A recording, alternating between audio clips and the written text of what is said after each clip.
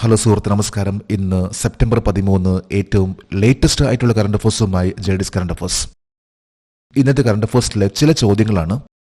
അഴിമതിക്കെതിരെ പോരാടുന്നതിനായി ലോകത്തിലെ ആദ്യത്തെ AI ജനറേറ്റഡ് മന്ത്രിയെ നിയമിച്ച രാജ്യം ഏതാണ്? CP രാധാകൃഷ്ണൻ വൈസ് പ്രസിഡന്റ് ആയതിനു ശേഷം മഹാരാഷ്ട്ര ഗവർണറുടെ അധിക ചുമതല ആർക്കാണ് ലഭിച്ചത്? സെപ്റ്റംബർ 12 മുംബൈയിൽ നിന്ന് ആരംഭിച്ച ചരിത്രപ്രസിദ്ധമായ മുഴുവൻ വനിതാ നാവികസേന സെയിലിംഗ് പരിവേഷണമായ സമുദ്ര പ്രദക്ഷിണ ആരാണ് ഫ്ലാഗ് ഓഫ് ചെയ്തിട്ടുള്ളത്? ഇന്ത്യ പങ്കെടുത്ത 4ാമത്തെ കോസ്റ്റ് ഗാർഡ് ഗ്ലോബൽ ഉച്ചകോടി 2025 എവിടെയാണ് നടന്നത്? ഇത്തരത്തിലുള്ള ഏറ്റവും ലേറ്റസ്റ്റ് ആയിട്ടുള്ള ഇൻഫോർമേഷൻസ്, അതുമായി ബന്ധപ്പെട്ട ചോദ്യങ്ങളാണ് ഇന്നത്തെ കറണ്ട് അഫേഴ്സ്. നമുക്ക് ഇന്നത്തെ കറണ്ട് അഫേഴ്സിന്റെ ഡീറ്റെയിൽസിലേക്ക് പോകാം. ഒരു ന്യൂസ് ഹെഡിംഗ് ആണ്: Gujarat governor Acharya Devvrat has been given the additional charge of Maharashtra. Gujarat governor Acharya Devvrat മഹാരാഷ്ട്രയുടെ അധിക ചുമതല നൽകി. ആരായിരുന്നു മഹാരാഷ്ട്ര ഗവർണർ? നമുക്ക് കറണ്ട് അഫേഴ്സിന്റെ ഡീറ്റെയിൽസിലേക്ക് പോകാം. CP രാധാകൃഷ്ണൻ വൈസ് പ്രസിഡന്റ് ആയതിനു ശേഷം മഹാരാഷ്ട്ര ഗവർണറുടെ അധിക ചുമതല ആർക്കാണ് ലഭിച്ചത്? ആചാര്യ ദേവവ്രത്. ഗുജറാത്തിന്റെ ഗവർണർ ആയിരുന്നു ആചാര്യ ദേവ്രത്. എന്നാൽ ഒപ്പം തന്നെ അദ്ദേഹത്തിന് ഇപ്പോൾ വീണ്ടും ഒരു അഡീഷണൽ ആയിട്ടുള്ള ഒരു ചാർജ് ലഭിച്ചിരിക്കുകയാണ് മഹാരാഷ്ട്രയുടെ ഗവർണർ ആയിട്ട്. കാരണം മഹാരാഷ്ട്ര ഗവർണർ ആയിരുന്നു CP രാധാകൃഷ്ണൻ. അദ്ദേഹമാണ് ഇപ്പോഴത്തെ വൈസ് പ്രസിഡന്റ് ഓഫ് ഇന്ത്യ. ഇന്ത്യയുടെ 15ാമത് ഉപരാഷ്ട്രപതിയായി CP രാധാകൃഷ്ണൻ സത്യപ്രതിജ്ഞ ചെയ്തത് ഏത് തീയതിയിലാണ്? 2025 സെപ്റ്റംബർ 12. ഇന്ത്യയുടെ 15ാമത് ഉപരാഷ്ട്രപതിയായിട്ട് CP രാധാകൃഷ്ണൻ സത്യപ്രതിജ്ഞ ചെയ്ത ദിവസമാണ് സെപ്റ്റംബർ 12. 15ാമത്തെ ഉപരാഷ്ട്രപതിയാണ് CP രാധാകൃഷ്ണൻ. 14ാമത്തെ ഉപരാഷ്ട്രപതിയായിരുന്നു ജഗ്ദീപ് ധങ്കർ. അദ്ദേഹം രാജിവെച്ചു. അതിനെ തുടർന്നാണ് CP രാധാകൃഷ്ണൻ വൈസ് പ്രസിഡന്റ് ആയിട്ടുള്ളത്, 15ാമത്തെ വൈസ് പ്രസിഡന്റ് ആയിട്ടുള്ളത്. മഹാരാഷ്ട്രയുടെ ഗവർണർ ആയിരുന്നു CP രാധാകൃഷ്ണൻ. ഇന്ത്യയുടെ ഉപരാഷ്ട്രപതിയായി CP രാധാകൃഷ്ണന് സത്യപ്രതിജ്ഞ ചൊല്ലിക്കൊടുത്തത് ആരാണ്? ഇന്ത്യൻ രാഷ്ട്രപതി ശ്രീമതി ദ്രൗപദി മുർമു. ഇന്ത്യൻ പ്രസിഡന്റ് ദ്രൗപദി മുർമുവാണ് ഇന്ത്യൻ വൈസ് പ്രസിഡന്റിനെ സത്യപ്രതിജ്ഞ ചൊല്ലിക്കൊടുത്തിട്ടുള്ളത്. വൈസ് പ്രസിഡന്റിനെ സത്യപ്രതിജ്ഞ ചൊല്ലിക്കൊടുക്കുന്നത് ആരെന്ന് ചോദിച്ചാൽ അത് ഇന്ത്യൻ പ്രസിഡന്റ് ആണ്. ഇന്ത്യൻ പ്രസിഡന്റ് ദ്രൗപദി മുർമുവാണ് ആ ഒരു ചടങ്ങ് നടത്തിയിട്ടുള്ളത് സെപ്റ്റംബർ 12ാം തീയതി. അടുത്തൊരു ന്യൂസ് ഹെഡിംഗ് ആണ്: രാജ്നാഥ് സിംഗ് ഫ്ലാഗ് ഓഫ് സമുദ്ര പ്രദക്ഷിണ. രാജ്നാഥ് സിംഗ് സമുദ്ര പ്രദക്ഷിണ ഫ്ലാഗ് ഓഫ് ചെയ്തു. നമുക്കറിയാം, INS തരണി നാവികസാഗർ പരിക്രമം നടത്തിയിട്ടുള്ളതും 2 വുമൻ ഓഫീസേഴ്സ് ലോകം ചുറ്റിയതുമെല്ലാം കഴിഞ്ഞ വർഷമായിരുന്നു. ഇപ്പോൾ പുതിയൊരു ടീമിനെയാണ് നിയോഗിച്ചിട്ടുള്ളത്. ആ ഒരു സമുദ്ര പര്യവേഷണത്തിന്റെ പേരാണ് സമുദ്ര പ്രദക്ഷിണ. ലോകം ചുറ്റാൻ പോകുന്ന അടുത്തൊരു ടീം. ഇതിനു മുമ്പ് 2 പേർ അടങ്ങുന്ന ഒരു ടീം ആയിരുന്നു. എന്നാൽ ഇപ്പോൾ ലേറ്റസ്റ്റ് ആയിട്ട് മറ്റൊരു ടീം ആണ്. നമുക്ക് കറണ്ട് അഫേഴ്സിന്റെ ഡീറ്റെയിൽസിലേക്ക് പോകാം. 2025 സെപ്റ്റംബർ 12 മുംബൈയിൽ നിന്ന് ആരംഭിച്ച ചരിത്രപ്രസിദ്ധമായ മുഴുവൻ വനിതാ നാവികസേന സെയിലിംഗ് പര്യവേഷണമായ സമുദ്ര പ്രദക്ഷിണ ആരാണ് ഫ്ലാഗ് ഓഫ് ചെയ്തത്? പ്രതിരോധ മന്ത്രി രാജ്നാഥ് സിംഗ്. ഇപ്പോഴത്തെ ഡിഫൻസ് മിനിസ്റ്റർ ആണ് രാജ്നാഥ് സിംഗ്. സെപ്റ്റംബർ 12ാം തീയതിയാണ് മുംബൈയിൽ നിന്ന് ആരംഭിച്ച ചരിത്രപ്രസിദ്ധമായ മുഴുവൻ വനിതാ നാവികസേന സെയിലിംഗ് പര്യവേഷണമായ സമുദ്ര പ്രദക്ഷിണ ആരംഭിച്ചിട്ടുള്ളത്. മുംബൈയിൽ നിന്ന് ആരംഭിച്ച ലോകത്തിലെ ആദ്യത്തെ 3 വനിതാ നാവികസേന സർവ്വ വനിതാ പ്രദക്ഷിണ കപ്പലോട്ട പര്യവേഷണത്തിന്റെ പേരെന്താണ്? സമുദ്ര പ്രദക്ഷിണ. അതായത് ഈ ഒരു സെയിലിംഗ് എക്സ്പെഡിഷന്റെ ഏറ്റവും വലിയ പ്രത്യേകത എന്ന് പറയുമ്പോൾ ട്രിസ് സർവീസ് ഓൾ വുമൺ ആണ്. 3 സർവീസിലെയും വനിതകൾ പാർട്ടിസിപ്പേറ്റ് ചെയ്യുന്ന ഒരു എക്സ്പെഡിഷൻ ആണ് സമുദ്ര പ്രദക്ഷിണ. നേരത്തെ ഇന്ത്യൻ നേവി മാത്രമായിരുന്നു. എന്നാൽ ഇപ്പോൾ എയർഫോഴ്സ്, ആർമി, നേവി അടങ്ങുന്ന ഒരു ടീം ആണ് ഇപ്പോഴത്തെ ലേറ്റസ്റ്റ് ആയിട്ട് സെപ്റ്റംബർ 12ാം തീയതി മുംബൈയിൽ നിന്ന് ആരംഭിച്ചിട്ടുള്ള സമുദ്ര പ്രദക്ഷിണ. ലോകത്തിലെ ആദ്യത്തെ 3 വനിതാ നാവികസേന സർവ്വ വനിതാ പ്രദക്ഷിണ കപ്പലോട്ട പര്യവേഷണമായ സമുദ്ര പ്രദക്ഷിണത്തിൽ എത്ര സ്ത്രീകൾ ഭാഗമാണ്? 10 വനിതാ ഓഫീസർമാർ. 10 വനിതാ ഓഫീസർമാരുടെ ഒരു ടീം ആണ് ഇപ്പോൾ സെപ്റ്റംബർ 12 ആരംഭിച്ചിട്ടുള്ള സമുദ്ര പ്രദക്ഷിണം എന്ന് പറയുന്ന ഇത്.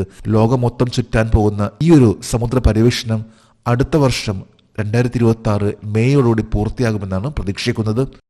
ഏറ്റവും ദുർഘടമായിട്ടുള്ള പല സമുദ്രങ്ങളിലൂടെയും കടന്നുപോകുന്ന അതിസാഹസികമായിട്ടുള്ള ഒരു പരീക്ഷണമാണ് ഇപ്പോൾ ആരംഭിച്ചിട്ടുള്ള സമുദ്ര പ്രദക്ഷിണ.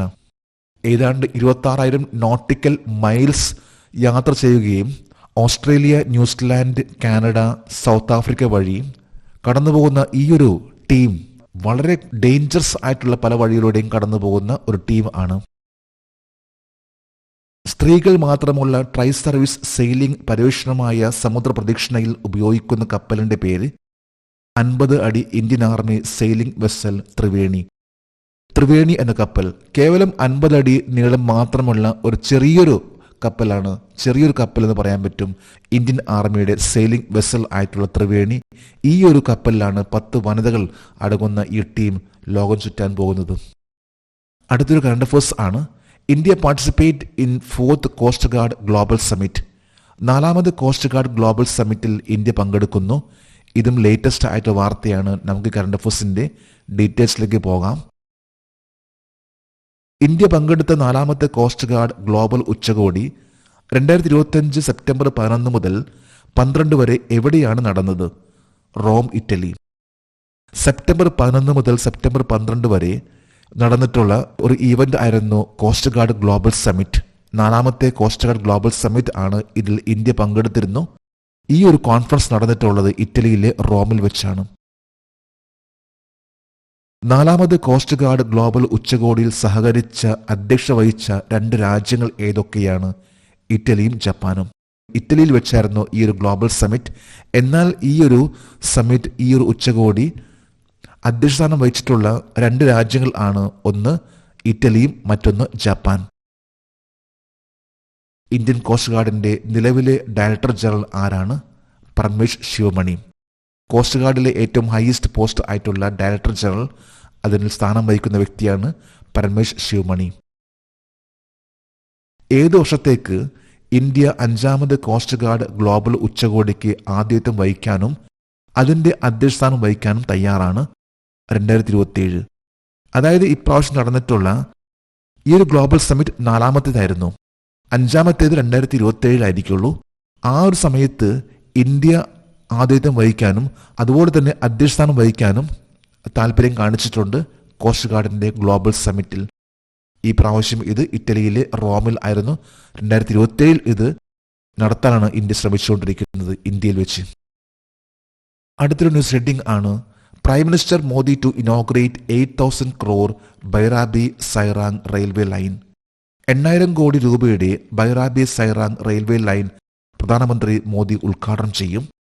എവിടെയാണ് ബൈറാബി സൈറാങ് റെയിൽവേ ലൈൻ ഉള്ളത്? 8,000 കോടി രൂപ മുടക്കിയിട്ടുള്ള ഈ ഒരു റെയിൽവേ ലൈൻ എന്നാണ് പ്രൈം മിനിസ്റ്റർ നരേന്ദ്രമോദി ഉദ്ഘാടനം ചെയ്യുക? നമുക്ക് കറണ്ട് അഫയേഴ്സിന്റെ ഡീറ്റെയിൽസിലേക്ക് പോകാം. ബൈറാബി സൈറാങ് റെയിൽവേ ലൈൻ ഏത് സംസ്ഥാനത്താണ്?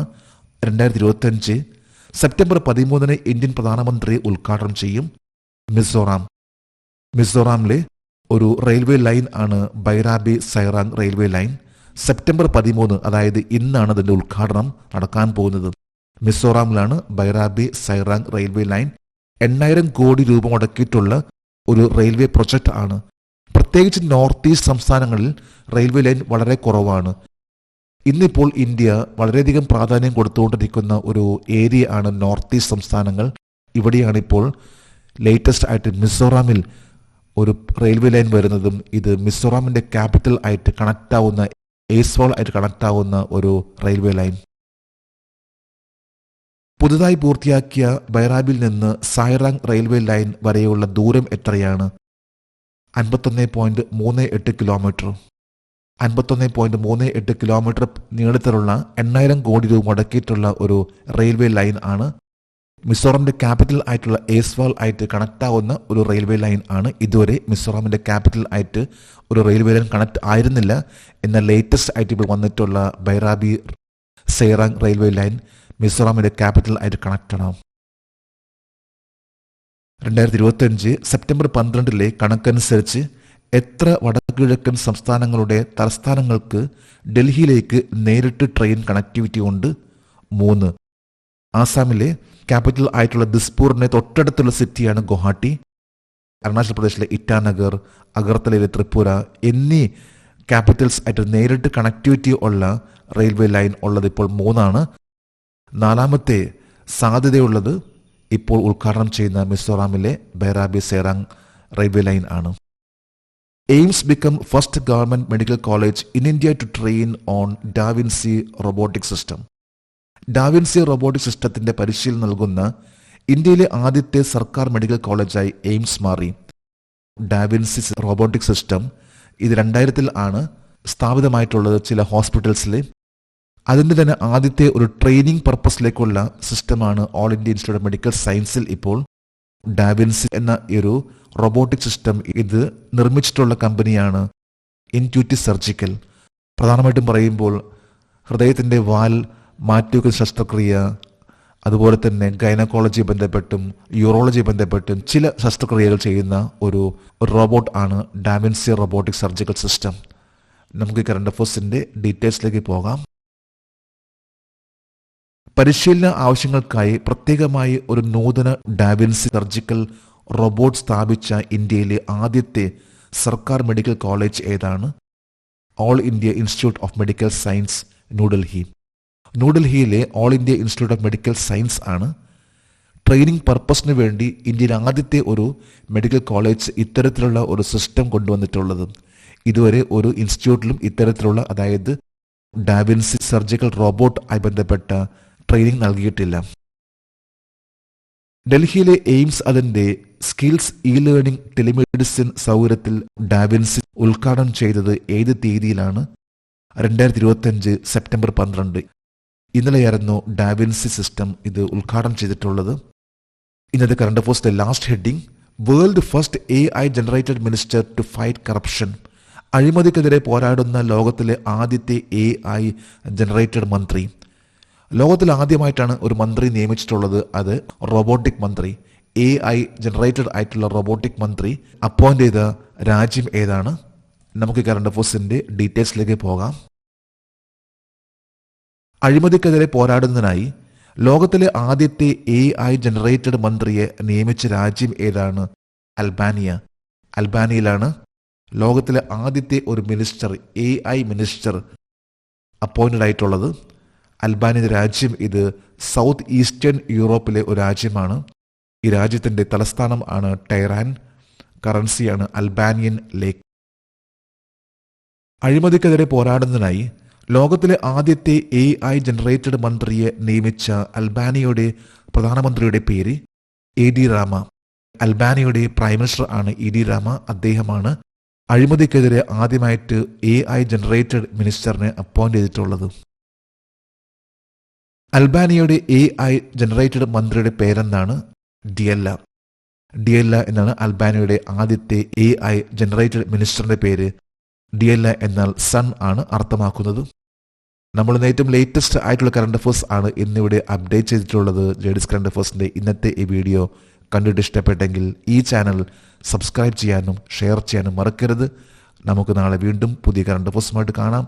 Thank you very much.